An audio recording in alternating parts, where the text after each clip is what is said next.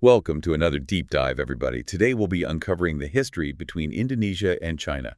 It's a fascinating story with a long history. It has been marked by shared communist ideals, big political shifts, and even things like panda diplomacy.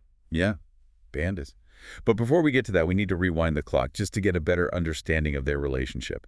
Did you know that Indonesia was actually one of the first Asian countries to recognize the People's Republic of China? Yeah, in 1950, it was a pretty significant moment. Yeah. Both Indonesia and China were kind of coming out from under colonial rule and trying to find their place on the world stage. And it did seem at the time like they were pretty ideologically aligned, both embracing those communist principles. But, even with the shared ideology, things weren't exactly smooth sailing. Yeah, even when countries seem to be on the same page ideologically, there can still be friction. What were some of the issues that caused those early tensions? Well, one of the main issues was the treatment of Chinese Indonesians. The community has really deep roots in Indonesia and often found themselves at the center of political change and social unrest. So it sounds like those early years were a real balancing act, trying to establish these relations while also managing all these really complex internal dynamics. And then, of course, there was the failed coup of 1965. Right, the G30S. That really shook things up. Yeah, it was a turning point for Indonesia, for their history, and it had a huge impact on relations with China because the Indonesian army actually blamed the Chinese Communist Party for being involved. Oh, wow. Yeah, and this led to a lot of anti-Chinese sentiment throughout the country, and that led to violence and discrimination against Chinese Indonesians. That's awful. How did that impact relations between the two countries politically? It caused an immediate freeze. Everything just stopped. And then Indonesia, under Suharto's New Order regime, actively suppressed Chinese culture and influence. They banned Chinese language instruction, closed Chinese schools, even forced Chinese Indonesians to take Indonesian names. So yeah, it was a really dark period, a lot of fear and mistrust. So for decades, things remained frozen between the two. How did they ever find their way back? What thawed the ice? It wasn't just one thing, more like a bunch of things that slowly brought them back together. Maybe the biggest one was China's own internal changes in the late 1970s. When Deng Xiaoping started those economic reforms and opened China up. Oh, so as China was becoming more focused on economic growth and global trade, they needed to re-engage with the world, including Indonesia. Did Indonesia welcome this, or were they hesitant? I mean, Indonesia had its own economic challenges, so they saw the potential benefits. But, there was definitely caution because of what had happened. Rebuilding that trust took time. Economic cooperation was what really bridged the gap. Trade became the common ground. Yeah, exactly. When did formal relations actually resume? 1990.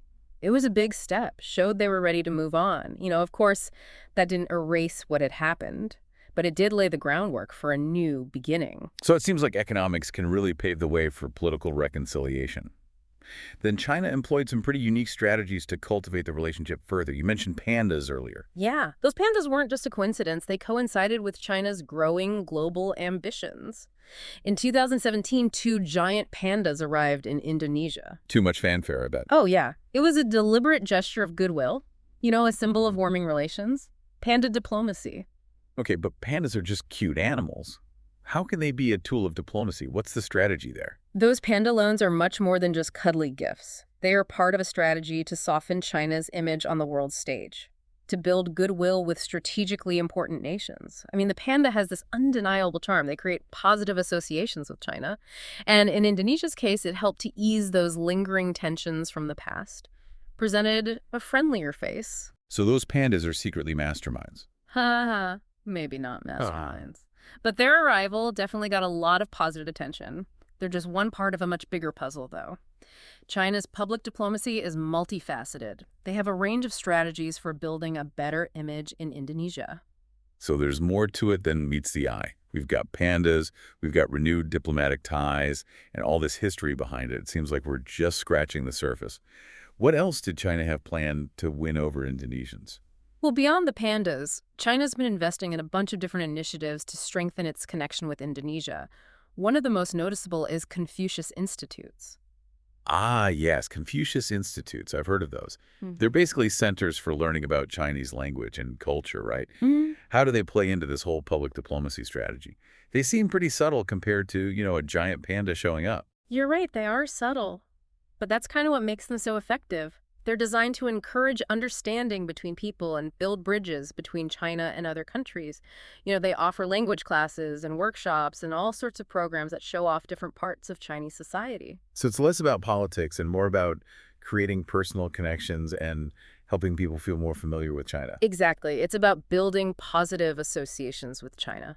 And the Confucius Institutes in Indonesia are especially interesting, particularly the one at Universitas Al-Azhar in Jakarta. Wait, Universitas Al-Azhar. That's an Islamic university, right? I wouldn't have expected to find a Confucius Institute there. What's the story? That's what makes it so fascinating. Donations from some prominent Chinese-Indonesian tycoons made it possible. Interesting. So it wasn't just China pushing for this? No, there was a strong desire from the Chinese-Indonesian community to make it happen. They had their reasons, of course, reflecting the unique dynamics of that community within Indonesia. So what were they hoping to achieve? Remember how we were talking about how the Chinese-Indonesian community has faced some discrimination and been marginalized in Indonesia? Well, these tycoons saw the Confucius Institute as a chance to promote understanding and bridge the gap between native Indonesians and Chinese Indonesians. It was a way to reclaim their heritage, celebrate their culture, and, just feel like they belonged in Indonesian society. Yeah. Like Yeah. saying, hey, we're Indonesian and we're also Chinese. We're part of this country and we want to share our culture and help make things more harmonious. Exactly. It was a big statement. And the Confucius Institute at Universitas Al-Azhar became a symbol of reconciliation and intercultural dialogue. Plus, it showed they really understood Indonesia's social and religious landscape, by choosing an Islamic university to promote Chinese culture. Yeah, it's a good reminder that public diplomacy isn't just about governments. It's about connecting with communities, building relationships at the grassroots level. Definitely. And China is really emphasizing these connections with its approach to education, too. There's been a huge increase in Indonesian students going to study in China in the past few years, and the Chinese government has noticed. So it's not just pandas and Confucius Institutes. China's investing in the next generation of Indonesian leaders by bringing them to Chinese universities. What's behind this trend? Just the quality of education, or is there something else going on? The quality of education is definitely a factor. China's been putting a lot of resources into building world-class universities, especially in STEM fields. But it's not just that. They're trying to attract Indonesian students with scholarships and by talking about the benefits of studying in a country that's developing so fast. So they're playing the long game, building up relationships and goodwill that will hopefully lead to closer ties in the future. Right, and the types of degrees Indonesian students are going for have changed. It used to be mostly language studies, but now more and more are going for STEM fields and social sciences, which tells you they're not just there for the culture. They're looking to gain skills that will be useful in a world where China's economy is so important. Makes sense. They're setting themselves up for success in a world where China is such a big player, and in the process, they're getting a much better understanding of how things work in China. Absolutely. And this approach goes beyond just schools and pandas, too. They're using media to reach a wider audience in Indonesia. Back in 2015, they started a 24-hour TV channel called Hi Indo TV, all about showing Chinese culture and programming to Indonesians. Whoa, a whole TV channel. That's a pretty big move. What's the strategy there and how's it been received? The goal is to create a more positive image of China, to, counter negative stereotypes and just present a side of China that people can connect with. They show a mix of stuff, documentaries, dramas, cartoons, even reality shows. It sounds like they're trying to create a sense of familiarity through entertainment. But is it working? Are Indonesians actually watching? Well, that's the big question. It could reach a big audience, but it's got a lot of competition from Indonesia's own media scene. It hasn't gotten as many viewers as China probably hoped for. So just broadcasting content, even if it's entertaining, doesn't guarantee success. It seems like some of China's efforts have worked better than others. Yeah, public diplomacy is really complex. There's no secret formula. You have to really understand the audience, be aware of local sensitivities, and commit to building real connections over the long term. Plus, with Indonesia and China, there's that historical baggage to deal with. Right. We've been talking a lot about how China is trying to shape perceptions. But what about Indonesia? What do they think about all this? That's a great question, and one that often gets missed.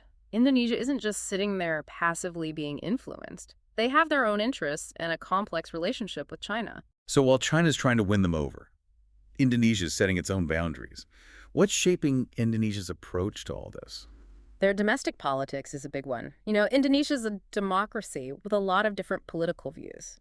And there are people who are wary of China getting too powerful. Some are even worried about becoming economically dependent on China or about political interference. That makes sense. Yeah. Given all that history, it's natural that not everyone would be thrilled about getting closer to China. So how does Indonesia deal with all these different opinions and come up with a unified strategy? It's tricky. They have to consider all these viewpoints, but they also have to acknowledge that a good relationship with China could be really beneficial economically and geopolitically. It's a constant balancing act. Sounds like they're trying to find that middle ground where they can engage with China, but not at the expense of their own values and interests. What about the economic side of things? How do they see China's economic rise and how it affects them? Indonesia knows that China's growth means both opportunities and challenges. On the one hand, China is a huge trading partner and investor. You see Chinese companies involved in infrastructure projects and a big market in Indonesia for Chinese goods. So there's a pretty clear economic incentive for Indonesia to get closer to China. But what about the challenges? Well, some Indonesian businesses are worried about being pushed out by Chinese competition. There are concerns about unfair trade practices and cheap Chinese imports flooding the market. They have to find a way to make sure this relationship benefits their own industries and workers. So it's about more than just being a market for Chinese products. It's about building up their own industries and creating jobs for Indonesians. Right, it's complicated. And there's geopolitics to think about, too. Indonesia's in a really strategic spot in Southeast Asia where China is becoming more and more influential. They need to make sure that China's foreign policy doesn't threaten their security or their territory. We talked about those maritime disputes earlier. Mm. Are those causing problems between Indonesia and China? The South China Sea is definitely a trouble spot. China's claims in that area overlap with Indonesia's exclusive economic zone around the Natuna Islands. Indonesia's stance is that they don't actually have a territorial dispute with China in the South China Sea, but they have had to step up their Navy presence there to protect their fishing and energy resources. So even though they're trying to build this partnership, there's still this underlying tension and potential for conflict.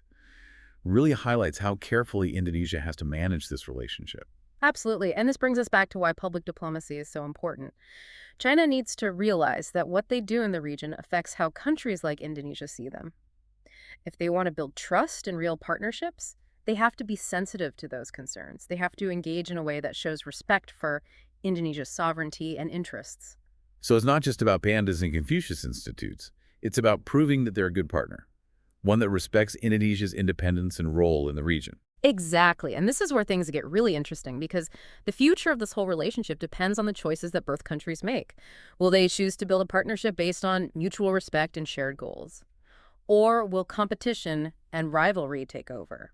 So we've gone from shared communist ideals to a total freeze to this cautious re-engagement driven by economics and, yes, panda diplomacy. And now we're at a point where both sides have to figure out what they want the future to look like. And that's what's so great about history and international relations. It's all about adapting and changing. There's no set path, no guaranteed outcome. It all comes down to the decisions these two countries make and how they navigate this complicated relationship. Well, it's clear from this deep dive that we've only just scratched the surface of Indonesian-Chinese relations. There are so many layers and possibilities, and it's something that's going to continue to shape global politics for years to come. For sure. It's a fascinating story and one that we should all be paying attention to. Thanks for guiding us through all this. It's been really eye-opening. And to our listeners, we encourage you to keep learning and asking questions about the world around you. Until next time.